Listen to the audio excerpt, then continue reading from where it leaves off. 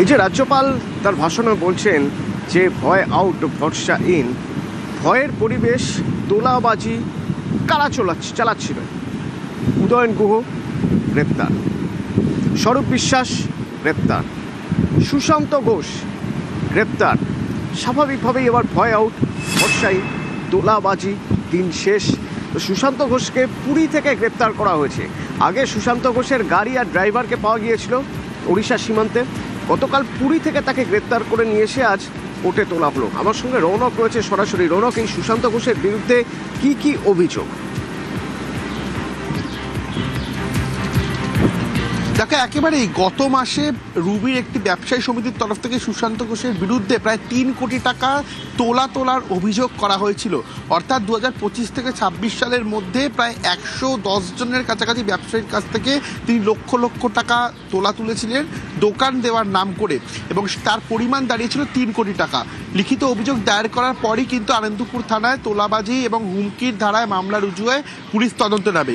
পরবর্তীতে সুশান্ত ঘোষের খোঁজে পুলিশ কিন্তু একেবারে যে উড়িষ্যা বর্ডার সেই এলাকায় হানা দেয়। সেখানে দেখা যায় সুশান্ত ঘোষ পালিয়ে যায় এবং তার যে ড্রাইভার, যেও কিনা এই ঘটনাগুলির সঙ্গে যুক্ত ছিল, সুজিত কুমার চৌধুরী, তাকে গ্রেপ্তার করা হয়। তাকে হেফাজতে নেবার পর সুশান্ত ঘোষের খোঁজ চালাচ্ছিল পুলিশ, এবং তারপরই দেখা যায় গতকাল পিপেল পুলিশ ডিস্ট্রিক্ট উড়িষ্যা পুলিশের সেই জায়গায় একটি চায়ের দোকানে তিনি বসেছিলেন এবং সেখান থেকে তিনি কিন্তু পালিয়ে যাওয়ার চেষ্টা করছিলেন, মোবাইলও সুইচ অফ করে রেখেছিলেন। এই গতকাল উড়িষ্যার পুরীর এলাকা থেকেই সুশান্ত ঘোষকে গ্রেফতার করা হয়, এবং যে অভিযোগটা রয়েছে প্রায় 3 কোটি টাকা তিনি তুলেছিলেন, হুমকি দেখে এই টাকা তোলা হয়েছিল ব্যবসায়ীদের কাছ থেকে, এবং তোলাবাজি সহ হুমকি দেওয়ার অভিযোগেই কিন্তু ইতিমধ্যে এই 108 নম্বর ওয়ার্ডের এই সুশান্ত ঘোষকে যখন প্রাথমিক জেরা করে পুলিশ, সুশান্ত ঘোষ কি মেনে নিয়েছেন, স্বীকার করেছেন?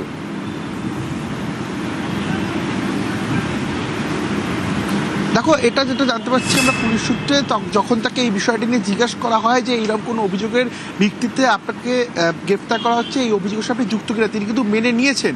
কারণ যে ব্যবসায়ীরা তার বিরুদ্ধে অভিযোগ করেছে, শুধু সুশান্ত ঘোষ নয়, তার সঙ্গে যারা অ্যাসোসিয়েট, সুশান্ত ঘোষের ড্রাইভার থেকে শুরু করে আরও 2-3 জন ছিল যাদেরকে দিয়ে টাকাগুলো তিনি তোলাতেন, তাদেরকে কিন্তু আগেই আনন্দপুর থানার পুলিশ গ্রেফতার করেছিল। সেখানে একটা গোটা ছক পুলিশের সামনে চলে এসেছিল যে দীর্ঘদিন ধরে এই রুবি সংলগ্ন এলাকায় এভাবেই একটা দাপট চালিয়েছিলেন সুশান্ত ঘোষ। ছোট প্রায় 100 থেকে 150 স্কোয়ার ফিটের দোকান বানিয়ে সেগুলোকে 4 লক্ষ 5 লক্ষ টাকায় ব্যবসায়ীদের কাছে বিক্রি করা হতো, এবং শুধু বিক্রি নয়, মাসিক একটা তোলা তুলতো এই 108 নম্বর ওয়ার্ডের কাউন্সিলর, এবং সে তোলার পরিমাণ গত 1 বছরে 3 কোটি টাকা দাঁড়িয়েছে। সেক্ষেত্রে এই ঘটনার সঙ্গে তিনি ওতপ্রোতভাবে জড়িত আছে, তিনি কিন্তু নিজেও সেটা স্বীকার করেছে। কারণ যারা অভিযোগ করেছে তাদের কাছ থেকে কিন্তু সরাসরি এই অ্যাসোসিয়েটদের দিয়ে কিন্তু তিনি এইরকম কোটি কোটি টাকা দীর্ঘদিন ধরে তুলিয়ে এসেছিলেন।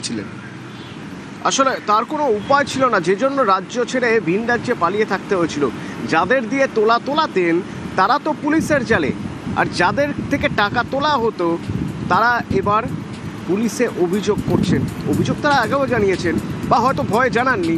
তার কারণ তখন প্রভাব ছিল, দাপট ছিল, তোলাবাজ হিসেবে সুনাম ছিল সুশান্ত ঘোষের। সেক্ষেত্রে যদি পুলিশে অভিযোগ জানানো হয় তাহলে তারপরে কি হতে পারে সেই প্রতিক্রিয়ার কথা ভেবে তখন হয়তো অভিযোগ অনেকে জানাননি, কেউ হয়তো অভিযোগ জানিয়েছেন, কিন্তু পুলিশের তরফে কোনো রকম কোনো কার্যকরী ভূমিকা নেওয়া হয়নি। আজ তারা অভিযোগ জানাচ্ছেন, সাগরেদরা একের পর এক ধরা পড়ছে। স্বীকার করা ছাড়া আর তো কোনো উপায় নেই। পালিয়ে বাঁচার চেষ্টা করেছিলেন রাজ্য ছেড়ে, কিন্তু সেটাও সম্ভব হয়নি। এই যে সুশান্ত ঘোষ, তার বিরুদ্ধে যে অভিযোগ, ব্যবসায়ীরা বলছেন ফুটপাত থেকে আনন্দপুর রোডে 2022-2023 সালে ফুটপাত থেকে হকারদের থেকে টাকা তুলতেন। মানে ফুটপাত, সেখানে হকার, যাদের পুঁজি কম, যারা কম মার্জিনে জিনিস বিক্রি করে শুধুমাত্র যাতে বিক্রি হয় সেই আশায়, তাদের থেকেও তোলা তুলতেন। 2 থেকে 3 কোটি টাকা তোলার অভিযোগ দোকানদার হকারদের থেকে। সুশান্ত ঘোষ যখন কাউন্সিলর হয়ে এলো তখন এত দোকান ছিল না। এবার এই দোকানগুলো সব ভেঙে দিয়ে বলো নতুন করে তৈরি হবে। নতুন করে তৈরি হওয়ার নাম করে এবার যাদের বড় দোকান, যারা কেউ একটু বড় জায়গা ছিল, যার ছোট জায়গা ছিল, সেইগুলো একই মাপের 5 ফুট 6 ফুট করে দিয়ে দোকান তৈরি করার জন্য এক দোকানদার থেকে 60,000 70,000 করে নিয়েছে। এবং যে এক্সট্রা জায়গাগুলো বেরিয়েছে, যে দোকানগুলো তৈরি হয়েছে, সেই দোকানগুলোর 4 লাখ 5 লাখ 6 লাখ এইরকম ভাবে বিক্রি করেছে। 98 থেকে ব্যবসা করছি, এ পর্যন্ত করে আসছি, কিন্তু আমাকে দোকান থাকা সত্ত্বেও আমাকে দোকান কিনতে হয়েছে 2 লক্ষ টাকা দিয়ে। কোন পার্টির কাছে? এই টিএমসি, ঠিক আছে, এরা জোরপূর্বক আমার কাছে টাকা আদায় করেছে। আমার দোকান বাঁধা দোকান, সেই দোকানকে জোর করে ভাঙানো করেছে, ভাঙা করিয়ে টাকাটা আদায় করেছে। সুশান্ত ঘোষ অ্যারেস্ট হয়েছে, কি বলবেন? ঠিক হয়েছে, ও চিটিংবাজি করেছে, জালিয়াতি করেছে। সুশান্ত ঘোষ সবচেয়ে বড় ক্রিমিনাল। ওর অ্যারেস্ট চাই, ওর যেন ফাঁসি হয়ে যায়। অনেক টাকা নিয়েছে, ওর কোনো সীমা নেই। আমাদের দোকান যেখানে ছিল সেখান থেকে তুলে আমাদেরকে অন্য জায়গায় দেওয়া হয়েছে। ওখানে আমাদের কোনো বেচাকেনা নেই, ওখানে কোনো কাস্টমার হয় না। সুশান্ত ঘোষের লোকদের হচ্ছে তারা আমার সিন্ডিকেট ছেলেরা যখন তখন এসে দোকান ভাঙচুর করে দোকান ভেঙে দেবো, এরকম আমাদের কথা শুনতে হবে, না হলে আমরা তোমাদের এখান থেকে হচ্ছে গিয়ে বাড়ি ভাঙচুর করবো, এইসব নানান রকমের আমাদের হচ্ছে গিয়ে অত্যাচার করতো আমাদের উপর। আমার এখানে কম করে 16 বছর দোকান আছে। সুশান্ত ঘোষ যে নাম শুনেছেন তো, এখানে যে আমার দোকান আছে বলে না, যে কোনো যদি কোনো ভ্যানওয়ালা কোনো চাওয়ালা যদি ব্যবসা করে খেতে পারতো না, এদেরকে তোলা দিতে হতো। যদি তোলা না দেওয়া হবে দোকান বন্ধ। যারা দোকান সেখানে 1 ফুট কমে দিচ্ছে, তার কিছু দেওয়া হয়নি। আর একটা দোকান যদি 1 ফুট কেউ বাড়াবে, তার জন্য 1 লাখ টাকা করে নিচ্ছে সুশান্ত ঘোষ। সুশান্ত ঘোষ জবে দিয়ে 108-এ ঢুকেছে, এখানকার দোকানদারদের রাতে ঘুম কেড়ে নিচ্ছে। বাবা আমল থেকে দোকান 30 বছর পুরনো। তারপরে আমার বাবা আমাকে আমার ভাইকে দুজনকে দুটো দোকান দিয়ে দেয়, বললো বাবার 2 ছেলে হলে কিচ্ছু হবে না, একটাই দোকান পাবে তোমরা, তাই একটা দোকানই দিয়েছে। এই নিয়েও অনেকদিন ধরে ঝগড়া অশান্তি, মানে পার্টির ছেলেদের সাথে আমরা তর্কাতর্কি চলছে। লাস্টে ওরা বললো ঠিক আছে তোরা 3 লাখ টাকা দে, 3 লাখ টাকা দিলে তোর দোকানটা আমি দিয়ে দেবো। 20,000 টাকা নিয়ে 3 লাখ টাকা কোথা থেকে দেবো? দোকান পেয়েছেন? লাস্টে দোকান পাইনি আমি। এই যে এইটুকু শাটারটা মানে ভিক্ষের মতন দেওয়া, এইটুকু দিয়েছে আমাকে দোকান। এইটুকু দোকান আমি আর কি করবো? পুরনো দোকানদারদের দোকান তৈরি করার বিনিময়ে 1380 টাকা পার স্কোয়ার ফিট নিয়েছিলেন। এটা সুশান্ত ঘোষ, এটা পুরসভার জায়গা, ইন্ডাস্ট্রিয়াল রেন্টাল নয়। উনি কর্পোরেশনের বড় চেয়ারম্যান এবং এই ওয়ার্ড 108 নম্বর ওয়ার্ডের কাউন্সিলর। সেই হিসাবে উনি এটাকে তৈরি করার বিনিময়ে আমাদের উপরে যেভাবে যা করেছেন তিনি করে গেছেন। রুবির লাইনে আমাদের রিক্সা স্ট্যান্ড ছিল, উনি আসার পর থেকে আমাদের পুরো রিক্সা স্ট্যান্ড তুলে দিয়ে আমাদের কত গরিব মানুষরা না খেতে পেয়ে সব যে যার মতন ছড়িয়ে ছিটিয়ে সরে গেলাম। ওনাকে হাতে পায়ে ধরে আমরা বলেছিলাম যে দেখুন স্যার, আমাদের ওই জায়গাটায় করে কমতে খেতে দেন। পুলিশ দিয়ে দিন রাত্রি টর্চার করতো। কত টাকা চাই? হ্যাঁ, আমাদেরকে বলেছিল এত টাকা দিতে হবে, 7 লাখ টাকা চেয়েছিল আমাদের কাছে। তা আমরা দিতে পারিনি বলে আমাদের লাইনটা ওখান থেকে আমাদের তুলে দিয়েছে। আমাদের আর এখন আর ঠিক মতন রিক্সা চালিয়েও খেতে পারি না, কিছু করেও খেতে পারি না।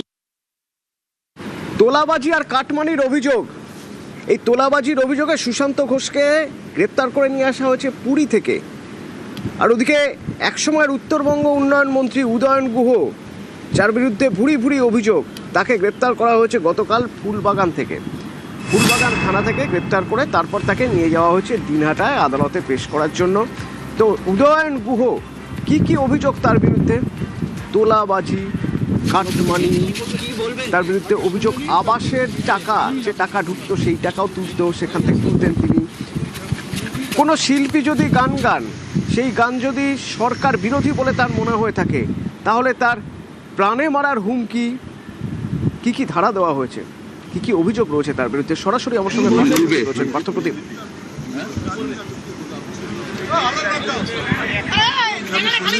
একেবারে তাই, নির্দিষ্ট একটি অভিযোগের প্রেক্ষিতে গতকাল থেকে কলকাতা ফুলবাগান থেকে গ্রেপ্তার করে দিনহাটা থানার পুলিশ, এবং আজ সকালে তাকে নিয়ে আসা হয়। কিন্তু এই যখনই তাকে সকালে দিনহাটা থানা নিয়ে আসা হলো, এবং থানার বাইরে কিন্তু ভিড় ক্রমেই বাড়ছে এবং বিক্ষোভকারীদের সংখ্যা কিন্তু ক্রমেই কিন্তু বাড়ছে। যে শুধু কিন্তু যে এই আবাস যোজনার কাটমানির টাকায় নয়, খেলাধুলার থেকে শুরু করে স্বাস্থ্য, শিক্ষা, সব ক্ষেত্রে তার দুর্নীতি রয়েছে। ইভেন কাটমানির অভিযোগ রয়েছে খেলার মাঠে, মেলার বসে যে স্টল দিত যারা মেলার মাঠে, সেই স্টল বিক্রেতাদের কাছ থেকেও কিন্তু রীতিমতো কাটমানি তুলত।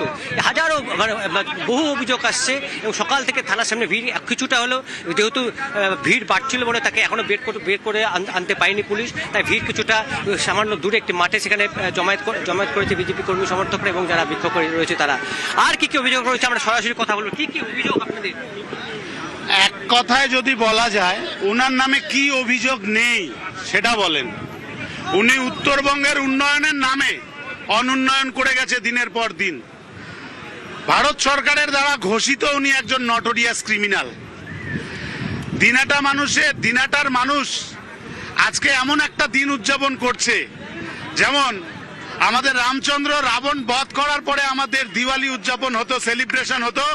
দিনহাটার মানুষ আজকে ভারতবর্ষের স্বাধীনতার ইতিহাসে চোর রাবণ নটোরিয়াস ক্রিমিনাল রঘু ডাকাত যে আখ্যাই ওনাকে দিব সেটাতেই ওনার জন্য কম প্রযোজ্য হয়। উনি চোর করে করে ডাকাত তৈরি হয়ে গেছিলেন, উনি তার সাথে প্রশিক্ষণ দিতে নিয়ে এসেছিলেন ওনার ছেলে সায়ন্তন গুহকে। সারা দিনাটায় বুথে বুথে ব্লকে ব্লকে ব্লকে ব্লকে উনি গ্যাং পুষতেন, যেটা দিয়ে শত শত মায়ের কোল উনি খালি করেছেন। ওনার হুইপে খালি হতো। রাস্তা উন্নয়নের নামে বিভিন্ন কন্ট্রাক্টর উনি পুষতেন, যে কন্ট্রাক্টররা এক রাস্তাকে 5 বার ছবি করেন। আপনারা মিডিয়া পার্সন প্রত্যেকটা গ্রামে ঢুকবেন, গ্রামবাসীর মতামত নেবেন। এক রাস্তা 5 বার করে ছবি করতেন এবং সেই টাকা উনি ওনার পকেটে ভরতেন। কি চান আপনারা, কি চান? আমরা চাই উদয়নগুকে জেলে পড়া হোক, ও নট জামিন, ও জেলে পড়ুক, ওর সাজা চাই, আমরা সাজা চাই। গরিব মানুষের মেহনতি মানুষের অনেক টাকা খেয়েছে, ক্রিমিনাল বানিয়েছে, কিনাটাতে অনেক অশান্তি করেছে, গ্রামগঞ্জে হারমাত তৈরি করেছে, যার জন্য আমরা এই যে কালো মালা পরিয়ে আমরা সংবর্ধনা দিতে চাই। আর ও লাইফ টাইম জন্য জেলে, ওর জন্য তাকে সাজা পায়। ওর জেলে সাজা দেখে অন্য কোনো জন্য এরকম হারমাত তৈরি না হয়, এটা আমরা আবেদন করছি গভর্নমেন্টের কাছে। জানি রাখি যে ভারতীয় ন্যায় সংহিতার 406, 409, 420 ধারায় কিন্তু তার বিরুদ্ধে মামলা হয়েছে, যে কথা বলছিলাম। এদিকে এই যে এত অভিযোগ তার বিরুদ্ধে, এই উদয়ন গুহকে যখন কাল নিয়ে যাওয়া হচ্ছিল, নিয়ে যাওয়ার সময় তাকে মাঝ রাস্তায় খাওয়ার জন্য নামানো হয়, কোথায় না কৃষ্ণনগরে লাঞ্চ। তো সেখানে তার কাছে জানতে চাওয়া হলো যে আপনি কিছু বলুন, আপনাকে কেন গ্রেপ্তার করা হয়েছে। তিনি বললেন যারা গ্রেপ্তার করেছে তারাই বলতে পারবেন। অভিযোগ নিয়ে তিনি কোনো কথাই বললেন না। আপনাকে অ্যারেস্ট করলো কেন? আপনাকে এখন কোথায় নিয়ে যাওয়া হচ্ছে?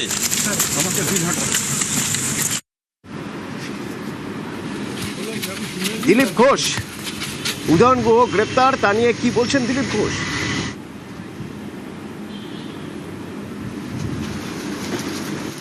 উদয়ন গুহর যেসব ডায়লগ শোনাতেন, তারপরে উনি এতদিন বাইরে ছিলেন কি করে? তখনই অ্যারেস্ট হওয়া হয়েছিল, সমাজ বিরোধীর মতো কথাবার্তা। আর তার তো দুর্নীতির কেস আজ নয়, তার বাবা বেঁচে থাকতে সার কেলেঙ্কারির কেস ছিল। তো সব রকম গুণ ছিল। বাকি যা ঘটেছে সবাই দেখেছে, লোকে কমপ্লেন করেছে, বাকিটা আইন দেখবে।